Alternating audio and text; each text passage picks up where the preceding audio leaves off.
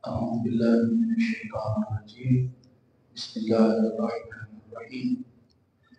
الفاتحة إلى محمد النبي محمد رسول الله صلى الله عليه وسلم وأصحابه الكرام. الحمد لله لهم الفاتحة.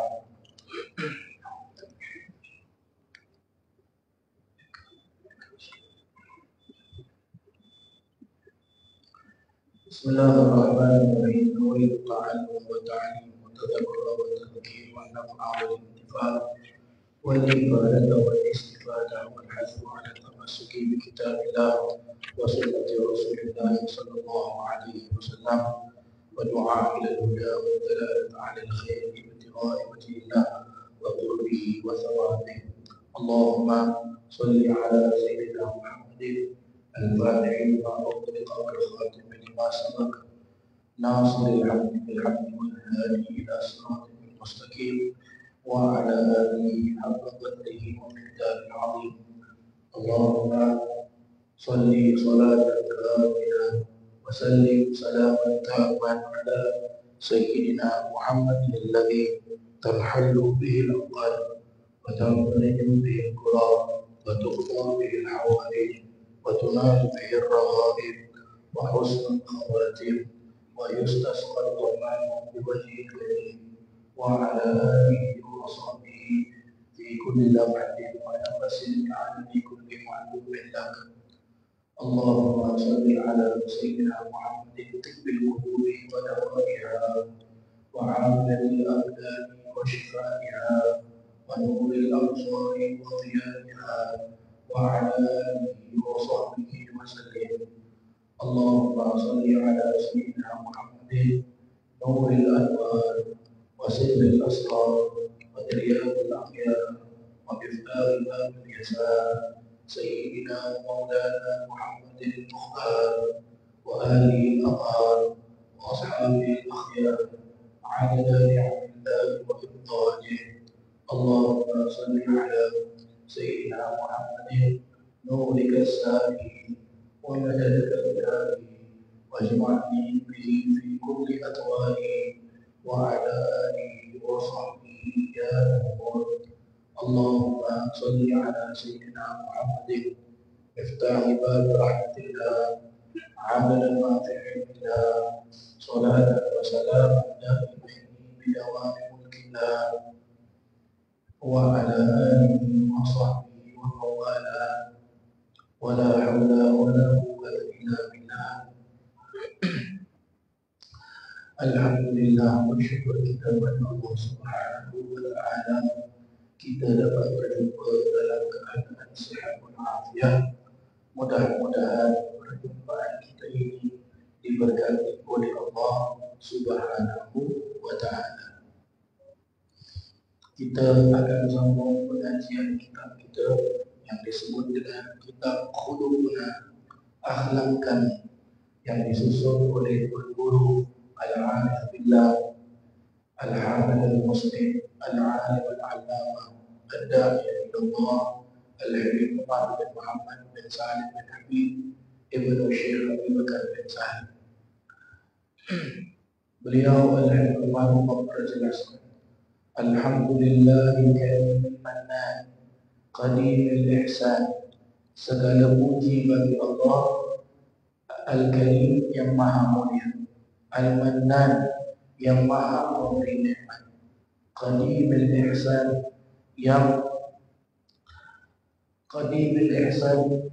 dari dahulu kala bersifat ihsan terhadap makhluknya, sampai bila-bila pun Allah Subhanahu wa Ta'ala bersifat ihsan terhadap hamba-Nya. Beliau adalah memulakan kitab ini dengan pertama beliau memuji kepada Allah Subhanahu wa Ta'ala dengan ucapan Alhamdulillah. Seperti kita juga apabila kita mendapatkan kenikmatan, kita ucapkan Alhamdulillah. Di dalam sembahyang pun kita ucapkan Alhamdulillah dengan kita membaca surah Fatihah. Kerana di situlah letak anugerah Allah Ta'ala kepada seseorang, kepada hamba-Nya yang dapat beribadah kepada Allah. Dalam hal ini Al-Umar Wan Guru Al-Umar bin Habib radhiyallahu anhu mengucapkan alhamdulillah kerana ia bersyukur kepada Allah kerana telah dapat mengkarang kitab ini.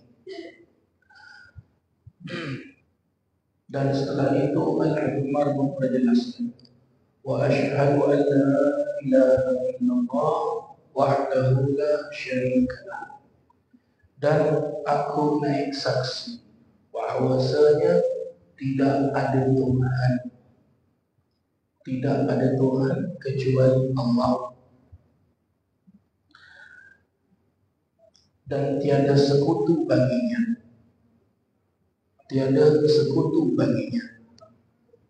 Dan juga penyaksian maksud dari asyhadu an la ilaha illallah, yaitu ia merupakan suatu persaksian, suatu declaration, suatu ikrar, satu pledge, pengakuan, bersaksi bahwasanya an la ilaha illallah, tidak ada Tuhan selain Allah. Apa maksud tidak ada Tuhan selain Allah? Tidak ada Tuhan, la ma'buda illallah, tidak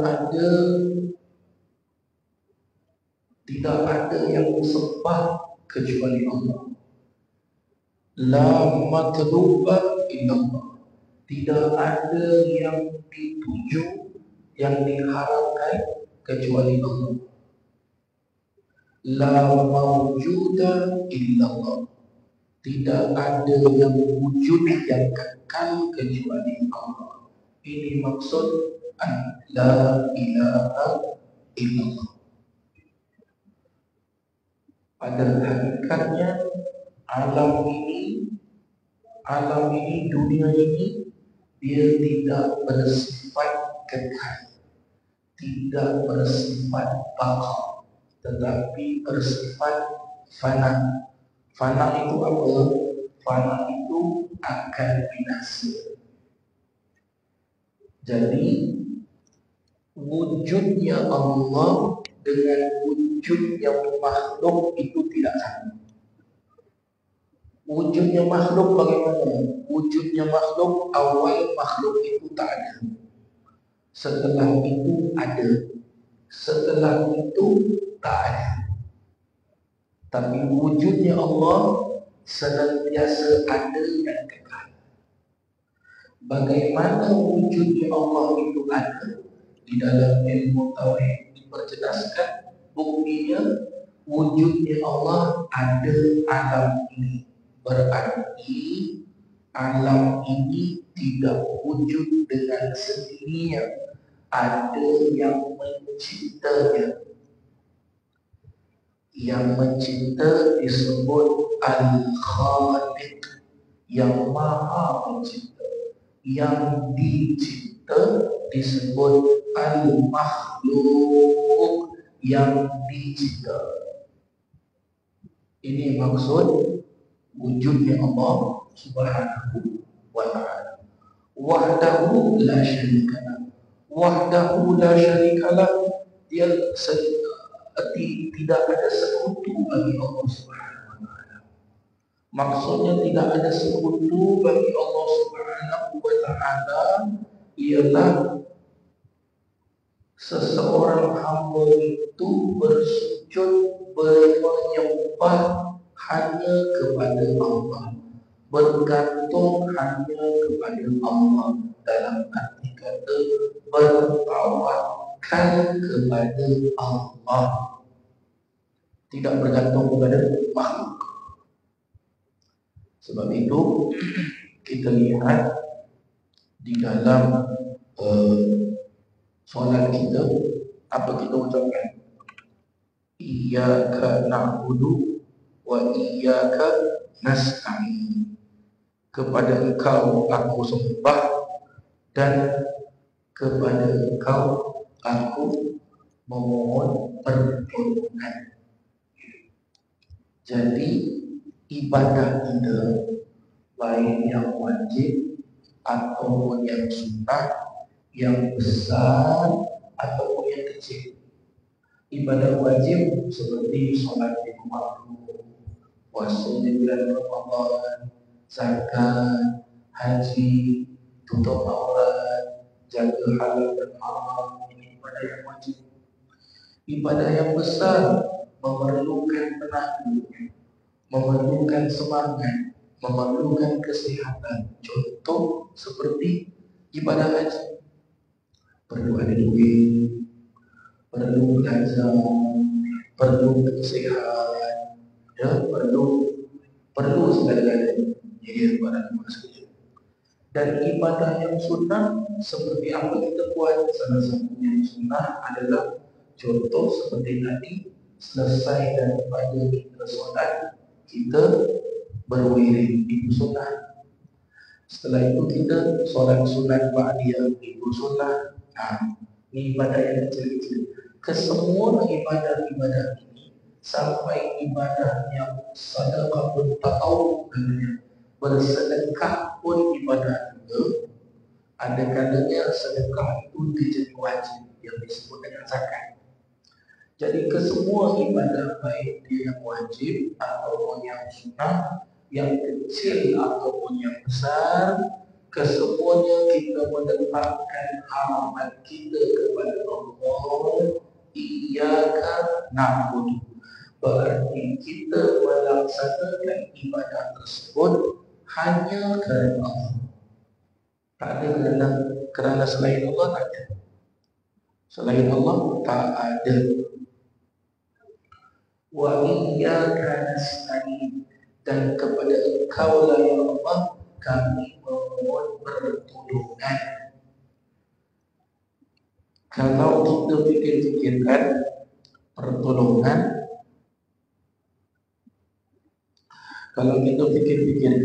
pertolongan, adalah apa?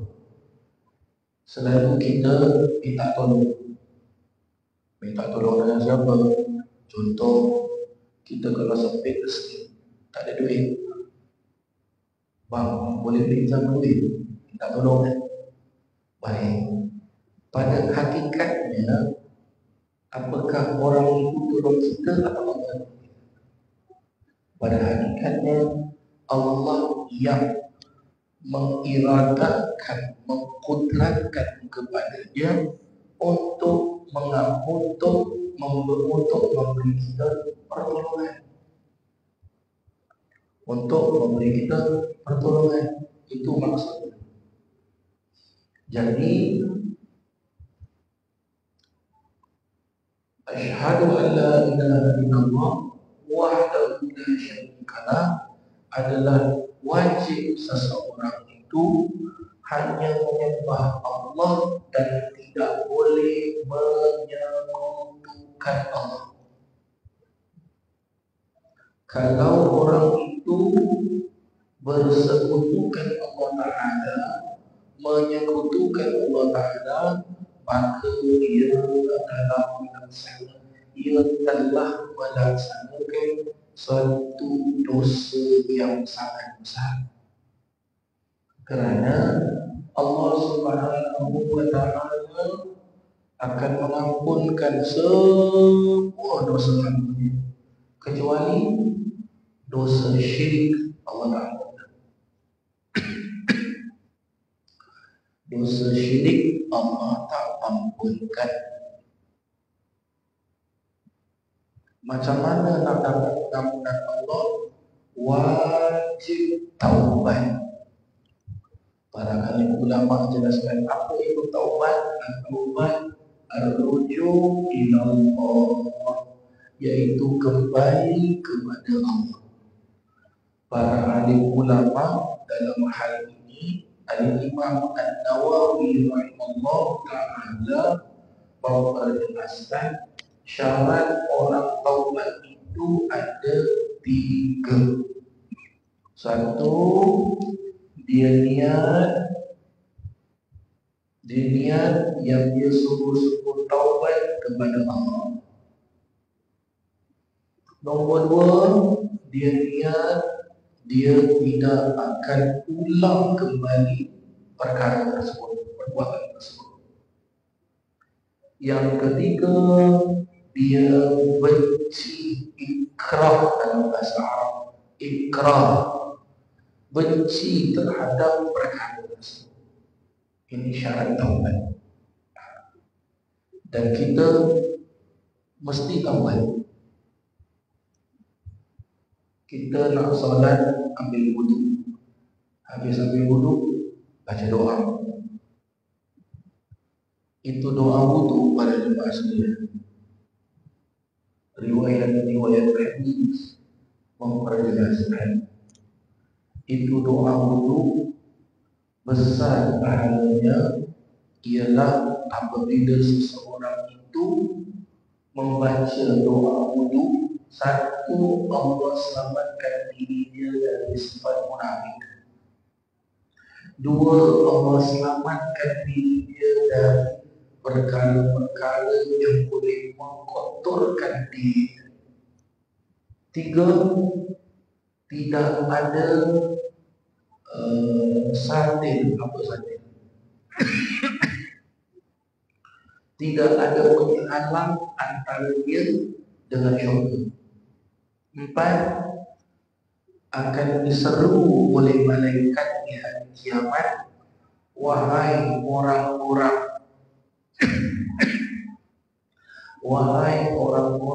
yang membaca doa wudu selepas wudu, masuklah kamu ke dalam syurga dari mana-mana pintu syurga yang kamu. Ini fadilah doa wudu. Baik, saya cerita doa wudu, cuba perhatikan kita baca. Asyhadu an la ilaha illallah wahdahu la syarika lah wa asyhadu anna Muhammadan abduhu wa rasuluh.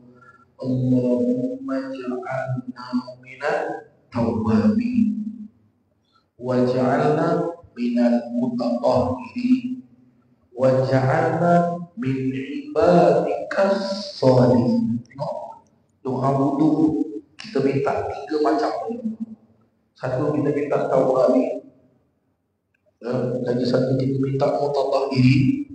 Lagi satu, kita minta sholihin. Tengok apa artinya?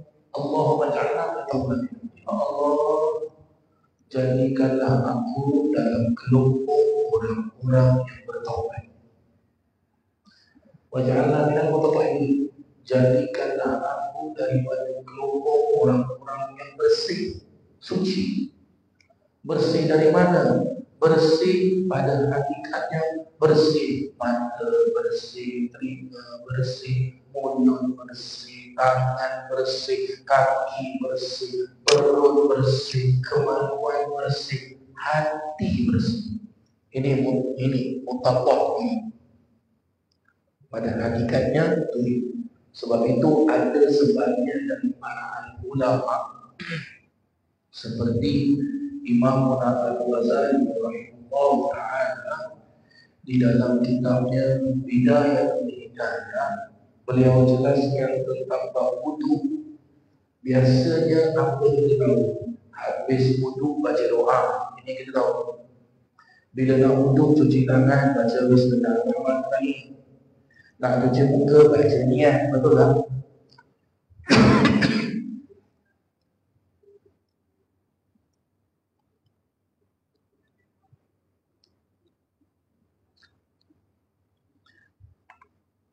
Tetapi Imam Al-Ghazali rahimahullah ta'ala di dalam kitabnya Bidayatul Hidayah mendatangkan beberapa macam riwayat hadis yang menjelaskan cuci tangan kanan ada doa, cuci tangan kiri ada doanya, cuci muka ada doanya, komuk-komuk mulut ada doanya, cuci kepala ada doanya, cuci telinga kanan, telinga kiri ada doanya, cuci kaki kanan, kaki kiri ada doa. Para ahli ulama jelaskan inilah dia dahsyatnya wudu. Kerana dengan wuduklah maka akan bermulalah ibadah kita kepada Allah. Apabila wuduk kita sempurna, cantik, bagus, ia akan membantu ibadah kita selanjutnya. Seperti kita kalau wuduk nak solat, kita wuduk nak baca Quran, ya, kita nak keluar dari rumah untuk bekerja, cari rezeki, cari nafkah, sunnah ambil wudu. Kita keluar dari rumah nak pergi masjid, sunnah ambil wudu. Ya. Kerana agungnya, mulianya, besarnya pahala wudu. Dan waja'alna min ibadika salihin, dan jadikanlah kami ya Allah dari golongan orang-orang yang saleh. Orang-orang yang saleh. Orang-orang yang saleh ini macam mana para jemaah sekalian? Orang-orang yang saleh ini diperjelaskan adalah orang-orang yang melaksanakan minta maaf sebenarnya saya tak sihat. Soalnya saya serak pada muslim.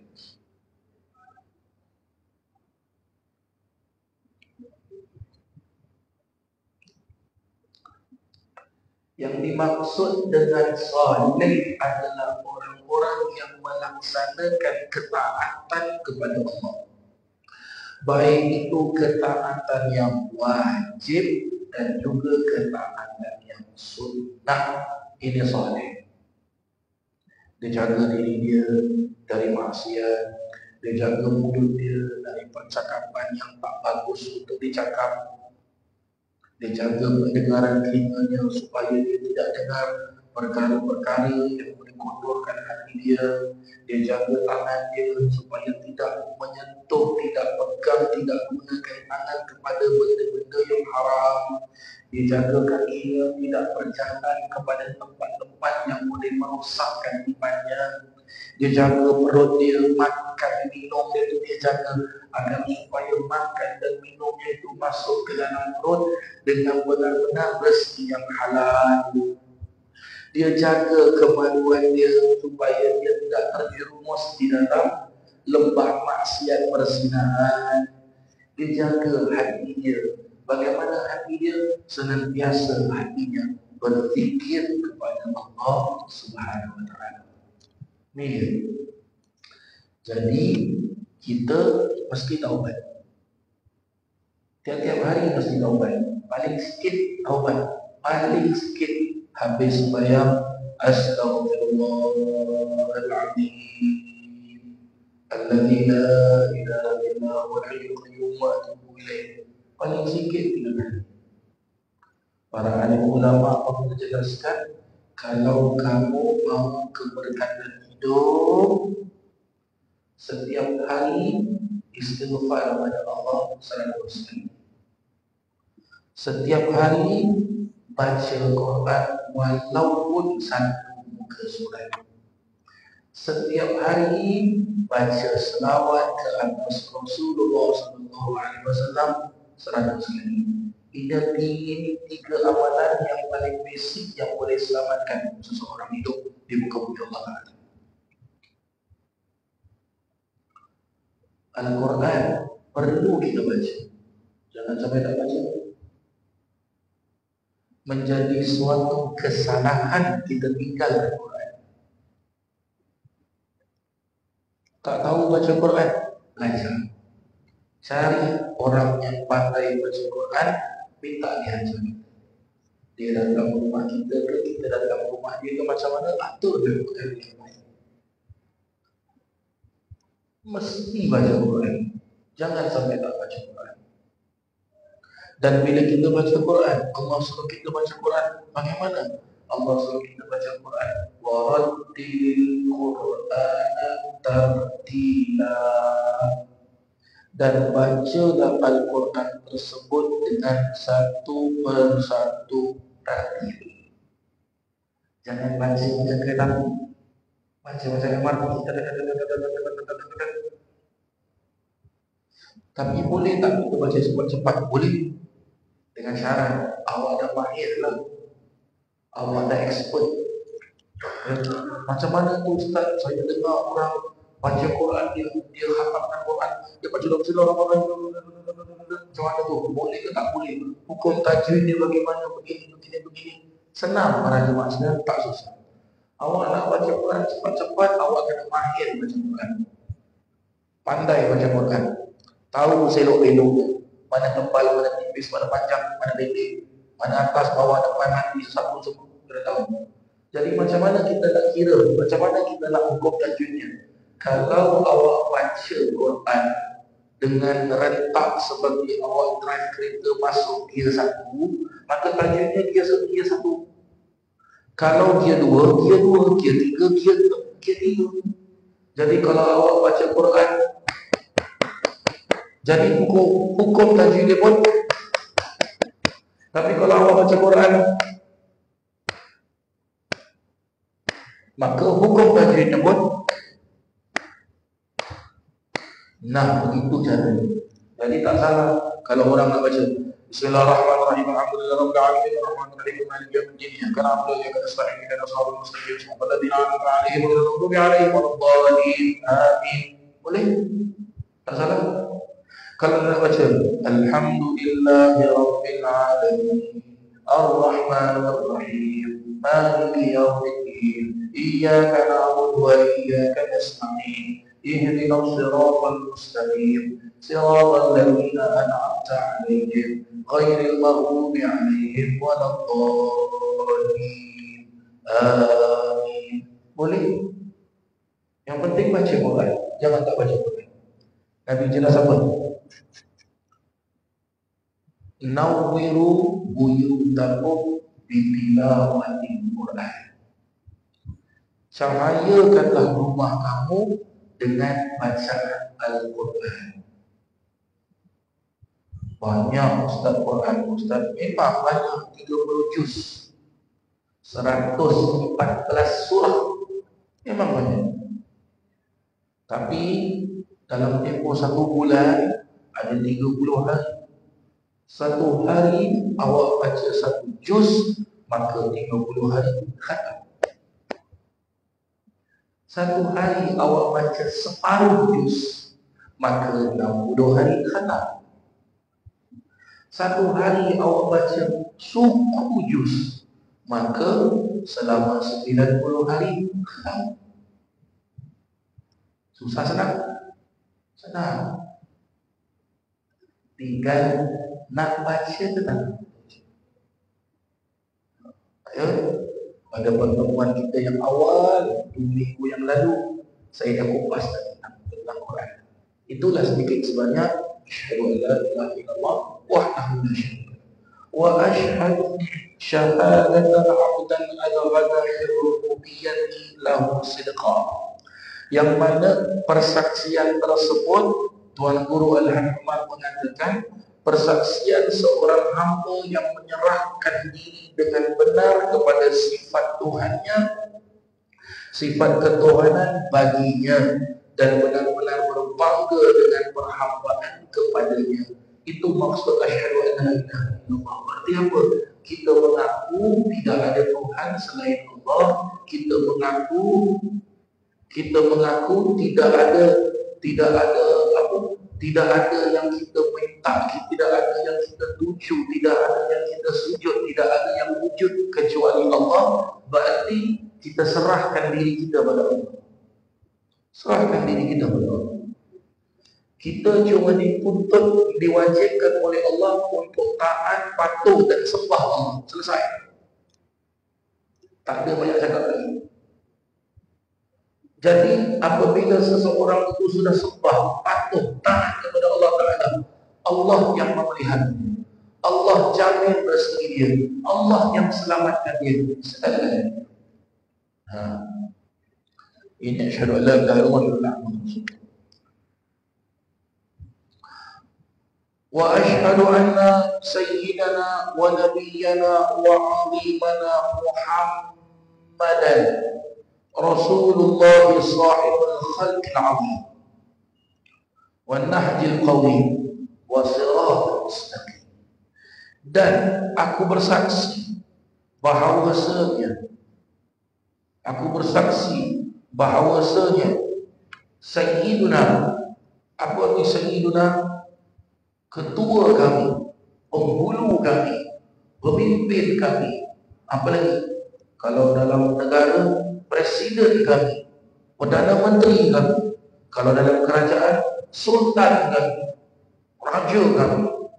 Dalam hal ini yang dimaksudkan penghulu kami, tuan kami, ketua kami, pemimpin kami, wa nabiyina, dan nabi kami, wa azimana, yang kami agungkan dan kami muliakan, nama dia Muhammad.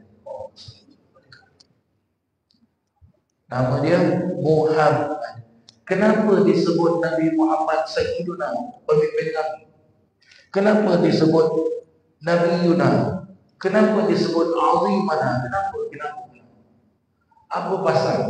Nah, di sini para jemaah sekalian, Tuan Guru Al-Hadith Umar bin Hafid mau menerangkan kepada kita betapa agung dan betapa besarnya Rasulullah SAW. Sangat mulia Rasulullah SAW.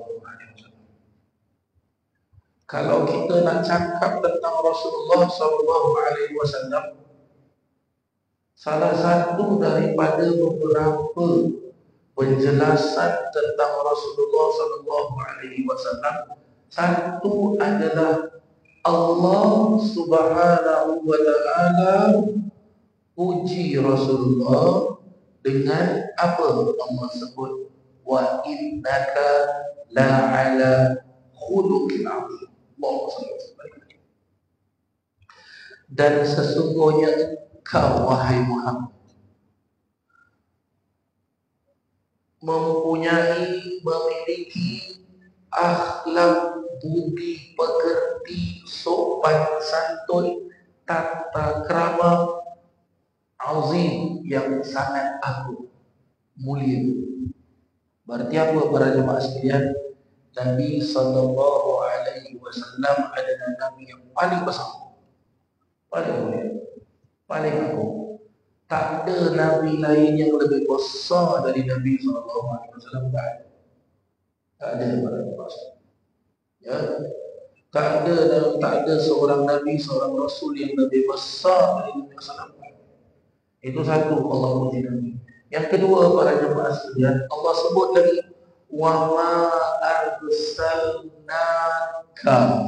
illa rahmatan lil alamin.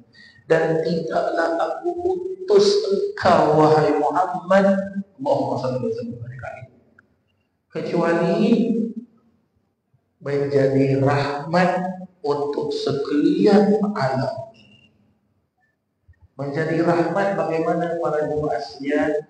Menjadi rahmat ialah Nabi lah yang akan menjadi penyelamat, Nabi yang akan jadi penolong, Nabi lah yang akan menjadi pembantu untuk kita.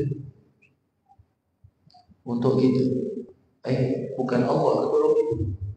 Bukan Allah ke yang bantu kita. Ya, bukan Allah ke? Memang Allah, tapi nak sampai kepada Allah mesti melalui Nabi Muhammad sallallahu alaihi wasallam. Bukti agung besar Nabi sallallahu alaihi wasallam macam mana maksudnya? Bukti besar Nabi sallallahu alaihi wasallam ini agung. Kita sekejap lagi nak solat Isya. Tadi kita solat maghrib. Kalau para jemaah ingat-ingat, kalau ingat-ingat waktu dulu belajar bab sembahyang, salah satu dari rukun sembahyang adalah membaca selawat ke atas Nabi sallallahu alaihi wasallam. Betul atau tidak? Dijelaskan salah satu dari rukun. Apa makna rukun? Rukun mesti buat, wajib buat. Kalau tak buat, sembahyang tak sah. Baik, bila kita sembahyang, Sembahyang milik siapa? Milik kita? Tak ada. Milik Nabi Muhammad? Tidak. Milik siapa? Milik Allah. Sebab Allah jelaskan dalam Al-Quran, wa ma khalaqtul jinna wal ins illa liya'budun. Tidak aku ciptakan jin dan manusia kecuali menyembah kepada Allah. Berarti ibadah sembahyang yang wajib 5 kali satu hari bukan milik kita, bukan milik Nabi Muhammad, bukan milik malaikat Jibril, bukan milik Nabi Adam, Nabi Ibrahim, Nabi Musa, Nabi Idris, Nabi Zakaria, Nabi Nuh. Milik Allah. Kita wajib melaksanakan. Tak ada ceritanya para jemaah sekalian di dalam hukum fikih seseorang itu tak payah, tak perlu sembahyang. Tak ada cerita. Ustaz, kalau dia sakit pun kena sembahyang. Tengok, apabila kita tak dapat sembahyang seperti biasa, maksudnya apa? Tak dapat sujud, rukuk, iktidal sebab kita sakit. Mungkin sakit pinggang, mungkin sakit lutut. Jadi sembahyang duduk. Duduk pun tak boleh sebab sakit. Sembahyang baring. Baring pun tak boleh, tetap kena sembahyang. Macam mana? Para ulama fikih jelaskan apa? Gunakan isyarat. Apa isyarat yang boleh bergerak pada tubuh badan dia? Kelopak mata, maka kelopak mata tu bergerak. Jadi dia sendiri tahu kalau dia kelip mata gini, berarti dia Allah Akbar. Dia baca surah Fatihah, dia klik, dia sendiri tahu. Ya. Baik, isyarat pun tak boleh. Macam mana cara nak sembahyang? Senang, kita sembahyang. Ya, kita sembahyang. Jadi ulama fiqh memperjelaskan seseorang itu kalau nak sembahyang pilih antara dua. Pilih antara dua. Yang pertama, kita sembahyang dia. Berarti dia mati lah. Tapi tak nak sembahyang kan? Kita sembahyang. Bagi sini, kita akan ambil. Oh, tak nak lah Ustaz, saya tak nak mati Ustaz. Tapi saya tak nak juga sembahyang Ustaz. Boleh, tak nak mati kan? Tapi tetap tak nak sembahyang. Mesti jadi orang gila. Orang gila? Ya, ini dalam kitab fikih jelaskan. Buka balik kitab fikih. Salah satu syarat untuk orang bersembahyang, dia kena akil dalam bahasa Arab. Akil, berakal. Orang gila ada akal lah, ada akal, tapi dah tak boleh guna akal dia, tak boleh function. Ya, dia duduk satu corner, ketawa sendiri, nangis sendiri, berbual sendiri. Itu kan orang gila tu kan. Nah, jadi Allah tetapkan hukum solat wajib, tak ada cerita. Nah, balik kepada Nabi Muhammad SAW ini, para jemaah sekalian, ucapan Allah Ta'ala yang agung, yang besar, selalu kita dengar. Waktu kita nak solat Jumaat, solat hari raya, apa lagi? Baca maulud, pasti dengar. Apa dia?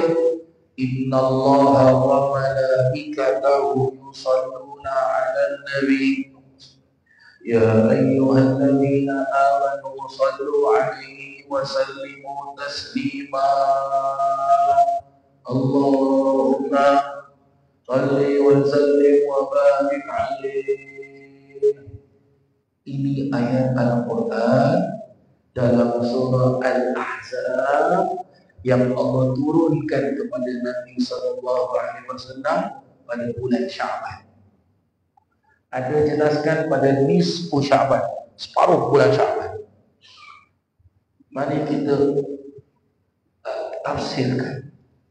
Innallaha, sesungguhnya Allah, wa malaikatahu, dan malaikat-malaikatnya Allah, yusalluna 'alan nabi, sedang dan berterusan berselawat ke atas Nabi. Aku enggak tahu Nabi siapa ni? Tidak lain dan tidak bukan Nabi Muhammad sallallahu alaihi wasallam. Dalam Al-Quran tak dijelaskan yang Allah selawat pada Nabi Adam. Ada? Pernah dengar? Allah selawat pada Nabi Nuh, Nabi Idris, Nabi Musa, Nabi Zakaria, Nabi Yaqub, Nabi Yusuf dan Nabi-Nabi yang lain. Allah baca selawat atas Nabi Muhammad. Dan Allah jelaskan lagi, ya ayyuhalladzina amanu. Ya ayyuhalladzina. Kalau awak faham bahasa Arab ini, tata bahasa Arab tinggi, tata bahasanya tinggi. Ya ayyuhalladzina. Ya itu arti apa? Dalam bahasa Melayu kita tidak wahai. Orang Arab kalau panggil orang, ya Muhammad, ya walad, wahai Muhammad, budak. Kita kalau panggil orang, sini, angkat apa, sini. Jadi Allah sebut ya ayyuhalladzina. Allah panggil kita, wahai orang-orang yang beriman. Tu nak cantik lah, Pak. Kalau nak cantikkan terjemahan dia. Kalau kita artikan biasa-biasa, ya, itu dia. Tapi Allah cantikkan, Allah muliakan kita. Ya ayyuhalladzina amanu. Wahai orang-orang yang beriman. Tengok. Kenapa Allah tak sebut ya ayyuhalladzina aslamu? Wahai orang-orang yang berislam. Kenapa Allah sebut ya ayyuhalladzina amanu? Wahai orang-orang yang beriman. Ada beza pada manusia. Apa dia beza? Orang kalau beriman, dia patuh pada Allah, dia taat. Orang kalau berislam, nama saja dia Islam, tapi tak sembahyang, tak tutup aurat, tak pergi masjid, tak belajar agama, tak mengaji Quran. Nama dia Islam, walaupun nama dia Muhammad, tapi kalau dia tak ibadah, tak guna.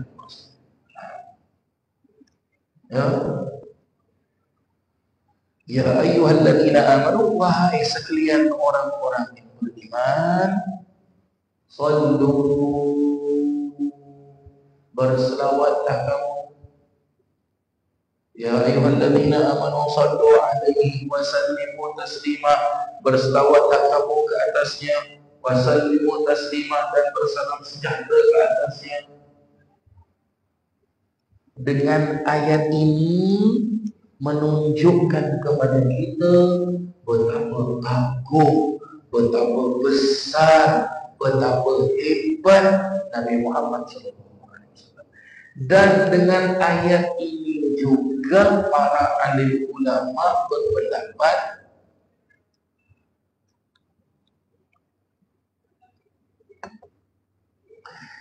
di antara ibadah-ibadah yang mulia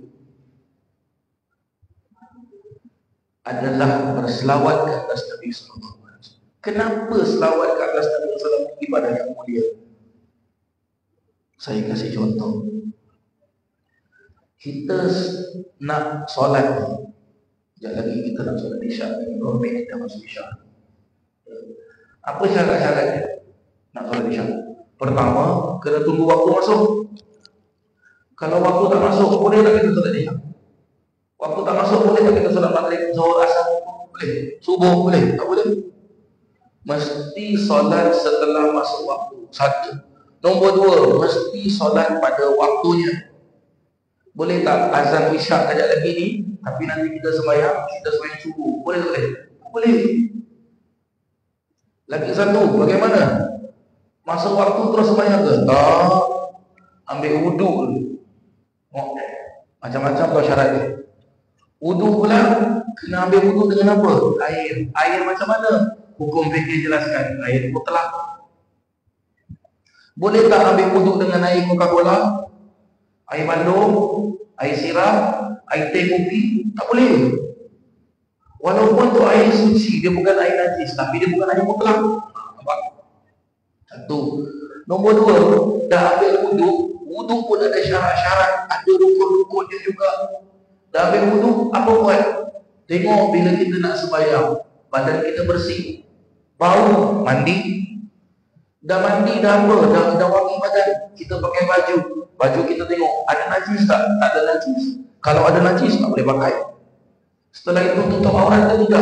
Kalau tak tutup aurat, kita sembahyang pakai baju saja dan pakai seluar pipi ataupun pakai seluar dalam. Sah. Tak boleh, aurat terbuka. Tengok, macam-macam syaratnya.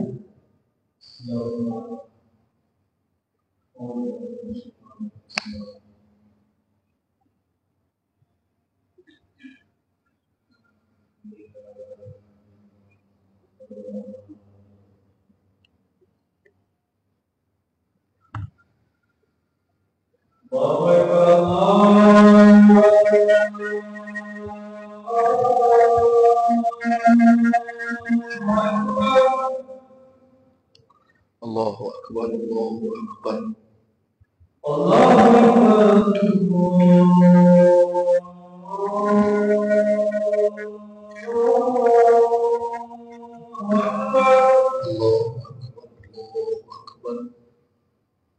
Asyhadu an la ilaha illallah.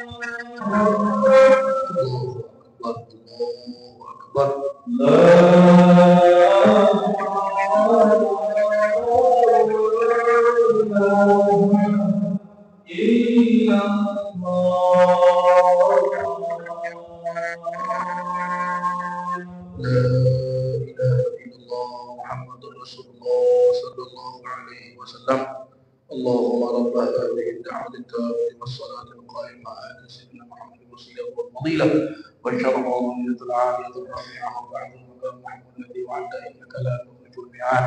رب اغفر لنا ولوالدينا رب اغفر لنا ولوالدينا رب اغفر لنا ولوالدينا رب اغفر لنا ولوالدينا وارحمهما كما ربيانا صغيرا. وصلى الله على سيدنا محمد وعلى آله وصحبه وسلم. Para jemaah sekalian, dengan azan isya pada dibuka yang 11, insyaallah kita akan sambung minggu hadapan. Rabbana atina fid dunya hasanah wa fil akhirati hasanah wa qina adzabannar. Wa sallallahu ala sayyidina Muhammadin wa ala alihi wa sahbihi wasallam. Walhamdulillahi rabbil alamin.